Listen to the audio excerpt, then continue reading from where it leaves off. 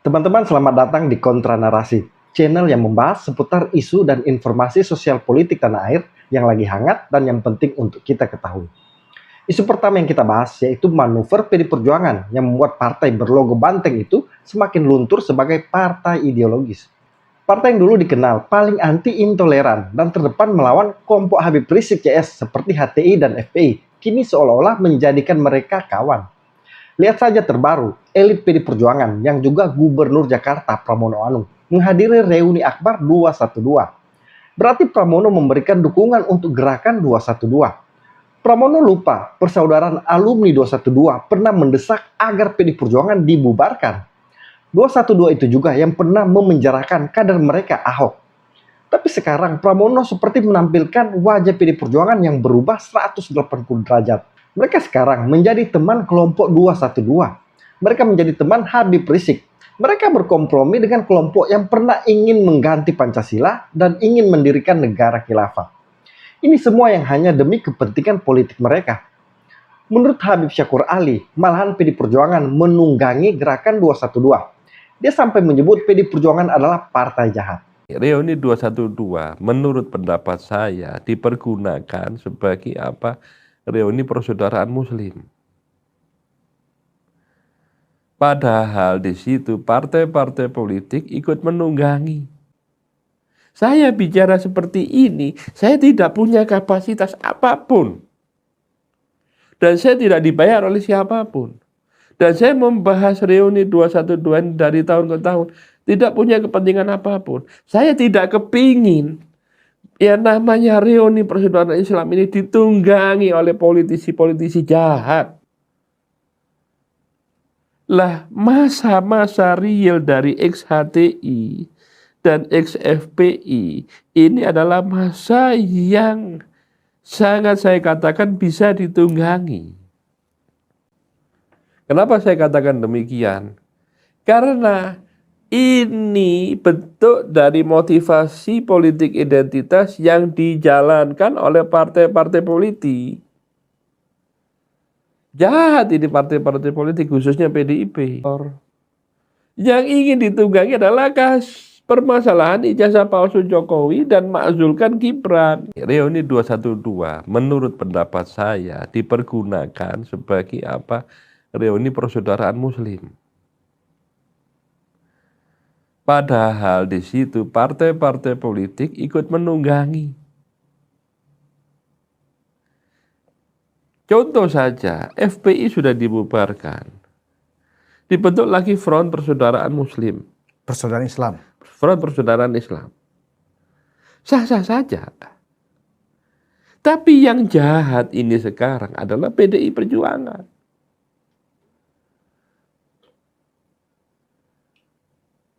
Mereka menunggangi ini hanya untuk satu, hantam Jokowi. Lihat nanti di dalam reuni itu yang dibahas adalah kasus ijazah palsu. Yang dibahas adalah makzulkan Gibran. Saya bicara seperti ini, saya tidak punya kapasitas apapun. Dan saya tidak dibayar oleh siapapun. Dan saya membahas reuni 212 dari tahun ke tahun, tidak punya kepentingan apapun. Saya tidak kepingin yang namanya reuni persaudaraan Islam ini ditunggangi oleh politisi-politisi jahat.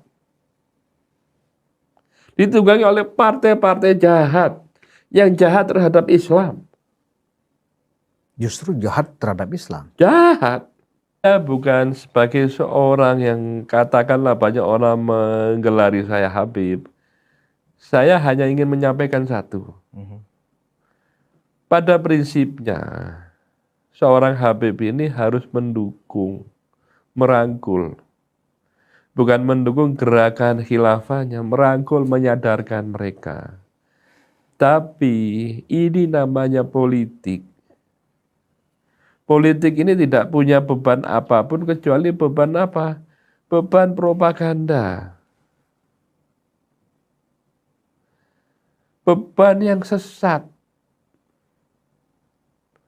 Karena tidak menyadari bahwa negara kita ini adalah negara kesatuan Republik Indonesia dalam piagam Pancasila dan Undang-Undang Dasar 1945. Lah, masa-masa real dari XHTI dan XFPI ini adalah masa yang sangat saya katakan bisa ditunggangi. Dan di sini porsinya mereka ini sangat lihai. Saya sangat menyesalkan Habib-Habib yang mendukung gerakan khilafah.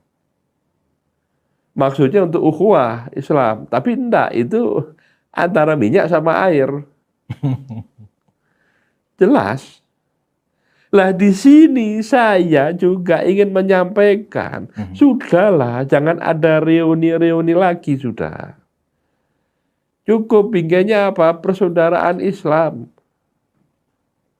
Kalau FPI sudah berubah dengan Front Persaudaraan Islam, di bingkai itulah kita merajut kebangsaan. Bicara realita. Lah di sini situasinya adalah situasi politik. Siapa yang menunggangi dan siapa yang ditunggangi jelas. Lah di sini kondisionalnya apa? Kepentingannya apa? Adalah kepentingan untuk menyingkirkan Pak Jokowi Dan Mas Gibran. Budi Spiliang ikut mengkritik keras manuver politik PD Perjuangan dengan kelompok 212 ini. Malah dengan keras, jurnalis senior ini menyebut kecewa berat dengan Pramono. Karena kehadiran Pramono di reuni Akbar 212 berarti turut mendukung orasi untuk memaksulkan Gibran dan bebaskan Roy Suryo CS. Saya hanya sekedar ingin memvalidasi apa yang disampaikan oleh sobat saya, ya kan, penasihat spiritual saya, anggap aja begitu, ya, Habib Syakir Al-Mahdi, bahwa beliau memperkirakan apa yang akan dibicarakan dalam reuni 212 tanggal 2 Desember kemarin hanyalah satu, percaya deh sama saya Mas Budi, kata Habib Syakir ke saya. Pasti yang dibicarakan itu makzulkan Gibran, pasti yang akan dibicarakan itu bebaskan Roy Suryo, dan itu terbukti semua. Terbukti semua. Terima kasih Habib Syakir. Pandangan Habib, prediksi Habib, semuanya Masya Allah terbukti semua. Dan kali ini saya ingin mengatakan bahwa yang bertanggung jawab di sini adalah Pramono Anung, Gubernur DKI dari Partai Demokrasi Indonesia Perjuangan. Kita tidak menyangka sebenarnya, saya pun sebenarnya juga antara percaya nggak percaya, masa sih Pramono Anung ya tega, rela, ya kan, menjadikan reuni 212 adalah sebagai panggung ya untuk kepentingan politik tertentu. Ternyata terbukti. Saya terus terang bukan marah tapi kecewa, ya. Acara yang dikemas dalam konteks ini acara keagamaan, doa bersama dan seterusnya. Ternyata ya dijadikan oleh kelompok ini, ya, kelompok yang pernah bikin rusuh di Jakarta, ya, hanya ternyata untuk ajang kemudian orasi, khususnya orasi yang dilakukan oleh Refli Harun. Apa hubungannya dia dengan 212? Apa karena kepentingan politik yang bersamaan? Seolah-olah Refli Harun diberi panggung, ya, yang luar biasa oleh panitia reuni 212 untuk membicarakan kepentingan politiknya. Apa itu kepentingan politiknya? Bebaskan Roy Suryo dan kawan-kawan dan makzulkan Gibran. Dan dia minta afirmasi kepada audiens yang datang, kepada peserta yang datang, kepada jamaah yang datang. Setuju. Ya tentu, namanya acara akbar, pasti jawaban massa, ya entah mereka sedang makan kacang, entah sedang ngobrol, berarti setuju, pasti begitu. Inilah yang terjadi. Tidak disangka, walaupun semua orang sudah menduga.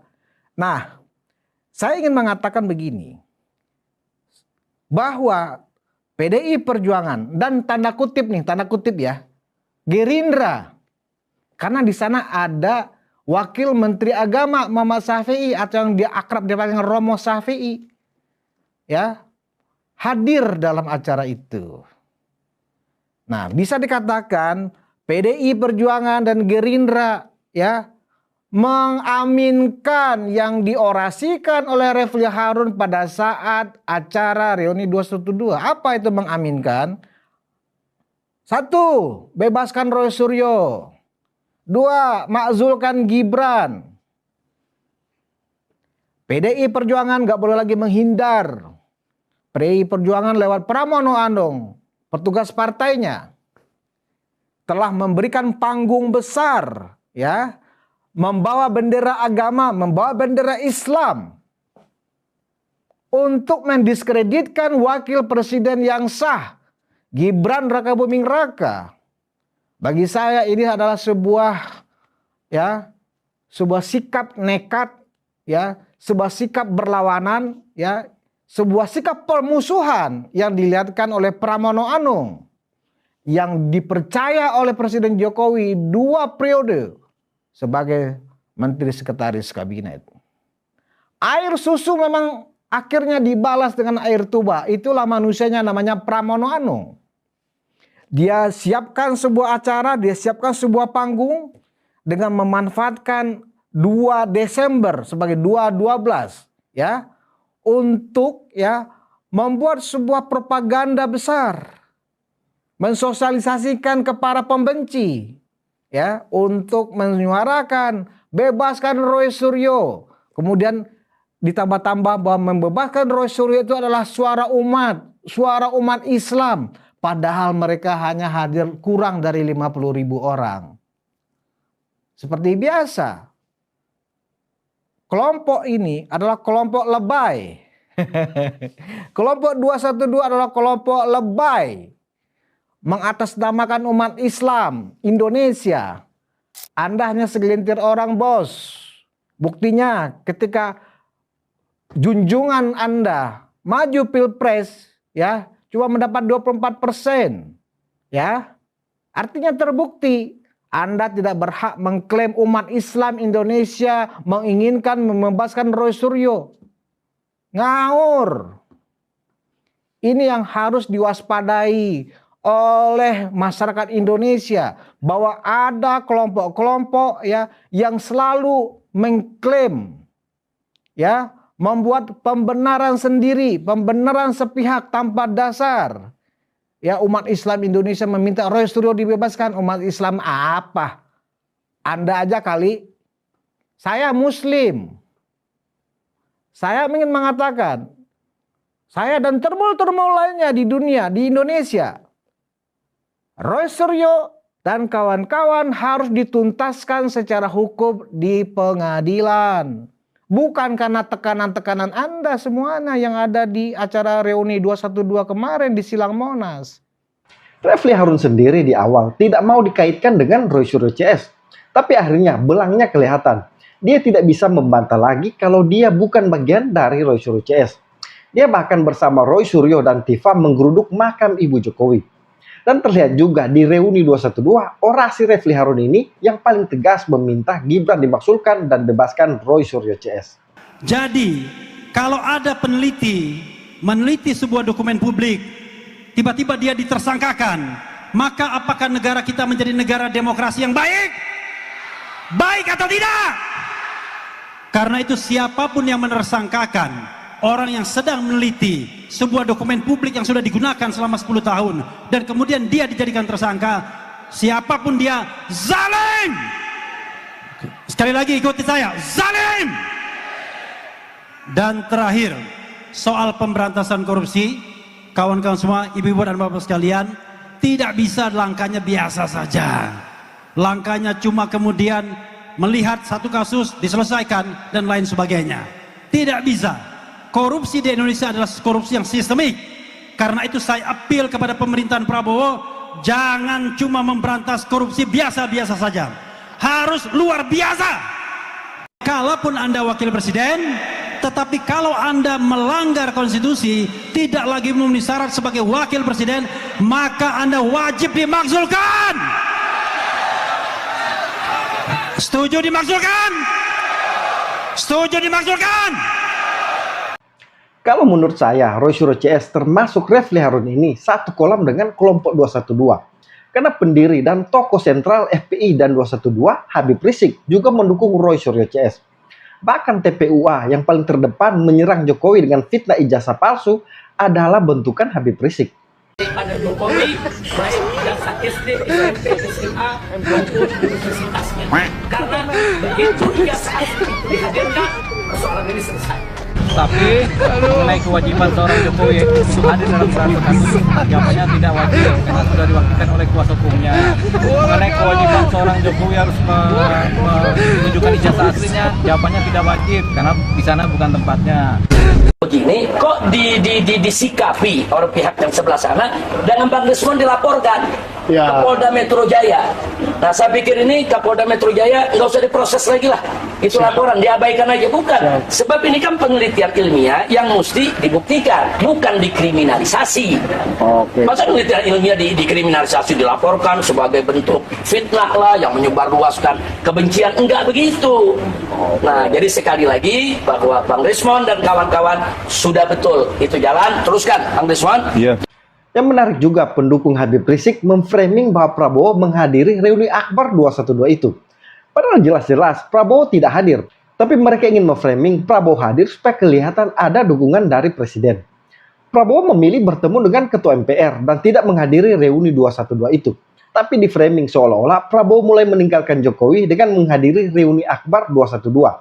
Ini jelas-jelas propaganda hoax yang dimainkan pendukung Habib Rizik dan Roy Suryo CS. Ini kehormatan. Alhamdulillah, Pak Prabowo sekarang sudah mendekat kepada kelompok yang dulu sangat dibenci oleh Jokowi, yaitu kelompok 212. Dan beliau kemarin hadir pada reuni 212.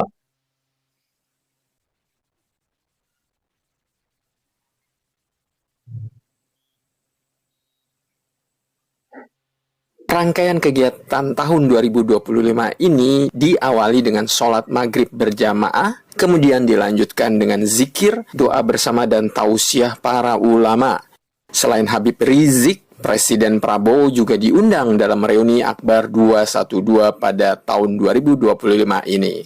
Ya, jadi saya hanya ingin mengucapkan terima kasih bahwa saya diundang hari ini oleh panitia. Ini kehormatan bagi saya, ini kebanggaan bagi saya. Saya bangga melihat jutaan rakyat Indonesia, jutaan umat Islam, jutaan tapi damai, tertib. Tadi saya datang dari Kebayoran, saya lihat keluarga-keluarga jalan dengan tertib, menggendong anaknya.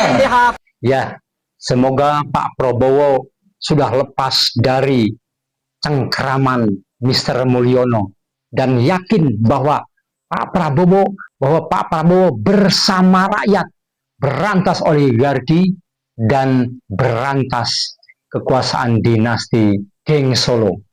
Presiden Prabowo Subianto diundang panitia untuk menghadiri acara reuni Akbar 212 pada Selasa 2 Desember sore, namun Prabowo tidak menghadiri undangan tersebut, sementara acara itu digelar di kawasan Monas dengan menggaungkan kemerdekaan Palestina dan banjir bandang di 3 provinsi.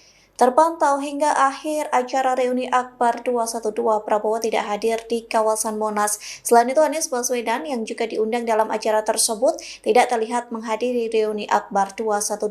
Sementara dalam acara itu, masa reuni 212 menggelar sholat gaib untuk korban bencana di Sumatera hingga Aceh. Sholat gaib yang berlangsung khusyuk dimulai pukul 19.35 waktu Indonesia Barat. Di satu sisi, Prabowo sudah berada di Istana Kepresidenan selesai meninjau lokasi banjir dan longsor di 3 provinsi pada Senin 1 Desember kemarin. Adapun agenda Prabowo bertemu dengan Ketua MPR RI Ahmad Muzani dan Kepala Badan Logistik Pertahanan Yusuf Jauhari pada Selasa sore. Dalam pertemuan itu, Presiden turut membahas banjir dan longsor di Sumatera hingga Aceh.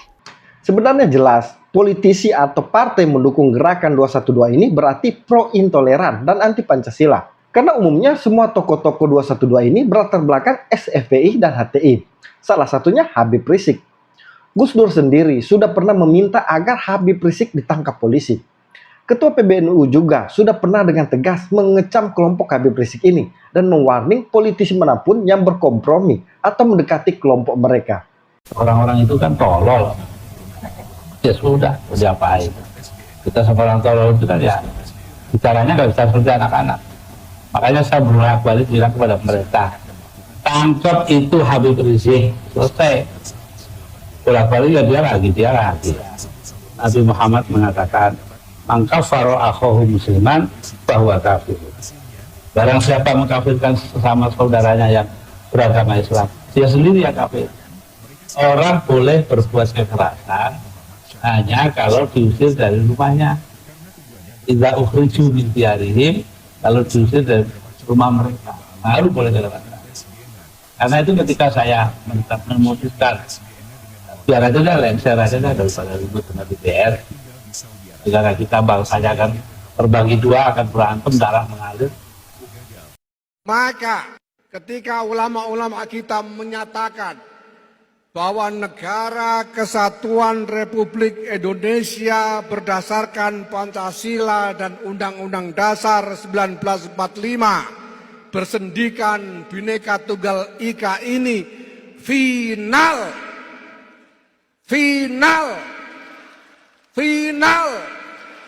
Kita tidak boleh melirik apapun selain itu. Kita tidak akan pernah berpikir untuk mencari yang lain selain itu.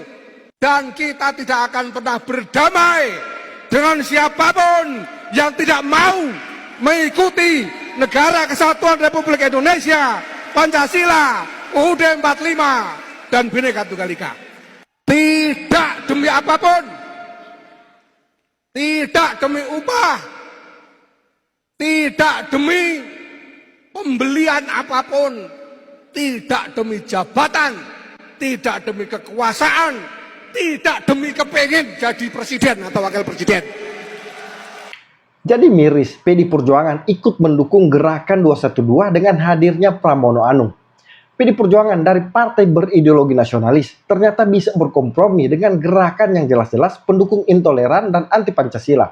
Tapi di samping banyak elit PD Perjuangan yang sudah melupakan semangat ideologi Pancasila dan hanya manut pada ketua umum partai. Ada angin segar dari mantan elit PD Perjuangan, yaitu Johan Budi. Johan Budi mengatakan menolak pemberian amnesti kepada Hasto Kristianto, Sekjen PD Perjuangan. Ex-jubir KPK Johan Budi tak setuju Prabowo beri amnesti untuk Sekjen PDIP Hasto. Mantan juru bicara KPK Johan Budi mengaku tidak setuju dengan pemberian amnesti kepada Sekretaris Jenderal Partai PDIP Hasto Kristianto oleh Presiden Prabowo Subianto. Johan mengatakan, amnesti untuk Hasto syarat kepentingan politik. Saya tidak setuju kalau kewenangan konstitusi yang dimiliki Presiden Prabowo itu digunakan untuk kepentingan politik, rekonsiliasi nasional kan istilahnya. Anda tahu kan sebelum ada amnesti. Itu saya nggak setuju kalau yang itu, ujar Johan, dalam acara diskusi total politik berjudul, Gejolak Jelang 2026, Dampak Politik Pisau Hukum Prabowo, di Menteng, Jakarta, Sabtu, 6 Desember 2025. Johan membandingkan amnesti untuk Hasto dengan dua keputusan Prabowo lainnya, yaitu abolisi untuk ex-Menteri Perdagangan Thomas Trikasih Lembong di kasus korupsi importasi gula dan rehabilitasi untuk ex-Direktur Utama PT ASDP Ira Puspadewi serta dua direksinya di kasus korupsi akuisisi perusahaan PT JN. Ia mengaku setuju dengan dua keputusan ini karena hasilnya memberikan keadilan, terutama di kalangan masyarakat. Kalau yang dua itu, abolisi TOM dan rehabilitasi Ira, saya setuju karena konsepnya demi keadilan masyarakat, imbuh Johan. Ini tentunya mencengangkan, tapi menurut saya, Johan Budi berani memberikan statement tegas seperti ini karena dia tidak lagi menjadi kader PDI Perjuangan. Diketahui dia mengundurkan diri dari PDI Perjuangan dan anggota DPR RI ketika masuk bursa pencalonan pimpinan KPK. Tapi sayang dia tidak terpilih. Tapi bagi saya, Johan Budi ini salah satu orang cerdas dan baik. Dia mantan jubir KPK, pernah juga jadi PLT pimpinan KPK, dan jubir Jokowi. Dan biasanya orang cerdas dan baik ini memang akhirnya keluar dari PDI Perjuangan. Karena di dalam mereka terkekang, tidak berani bersuara, apalagi mengkritik partainya.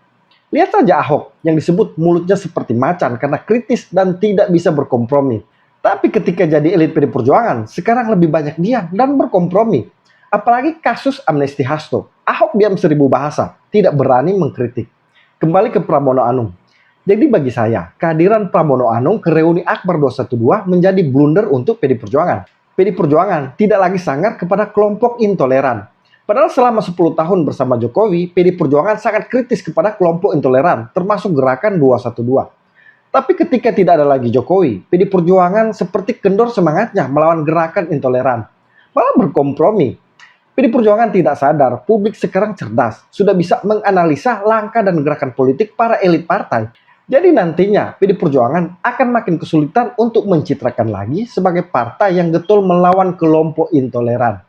Malahan akan dicap sebagai partai yang berteman dengan kelompok intoleran. Terakhir teman-teman, tolong bantu sebarkan narasi-narasi seperti ini sebagai bentuk perlawanan dan penyimbang di ruang publik. Kita harus lawan narasi sesat dan fitnah dengan logika dan data jejak digital. Karena narasi hanya bisa kita lawan dengan narasi. Salam kontra narasi.